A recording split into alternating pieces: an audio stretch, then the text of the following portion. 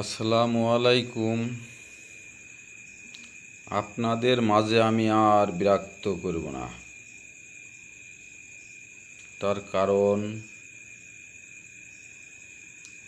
আপনাদের কাছে আমি কিয়ামত পর্যন্ত ঋণী। নাই আপনারা আমার এরম অবস্থা করে রাখবেন কেন?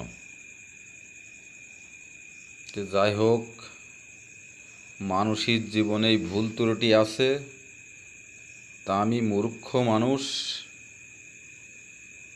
তোমাদের কাছ থেকে এই জিনিসগুলো আমাকে আদায় করে নেওয়ার মতন ক্ষমতা আমার নেই। তো যাই হোক, আমার মোবাইলই আর পাচ্ছে না,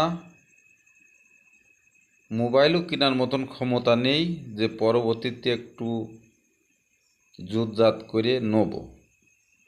এই ক্ষমতা আমার নেই, কেনার ক্ষমতাও নেই। এখন দলের পক্ষ থেকে যদি আমার একটা মোবাইল দেয়, তাহলে আমি হয়তো খোঁজ খবরগুলো নিতে পারবো। আমি তো অধিকার পাবো না, এটা তো বাস্তব কথা। ভালো মানুষের কপালে দুর্যোগ, ফের, কষ্ট যেইটা হয়ে থাকে সেইটাই আমার হয়েছে। যাক, আমি আর বেশি কিছু কথা বলতে চাই না, তবে ইতিহাসের কথা কিছু আপনাদের মাঝে আজকে বলে দিই। মোবাইলই যখন নষ্ট হয়ে যাচ্ছে, মোবাইলে আর হচ্ছে না।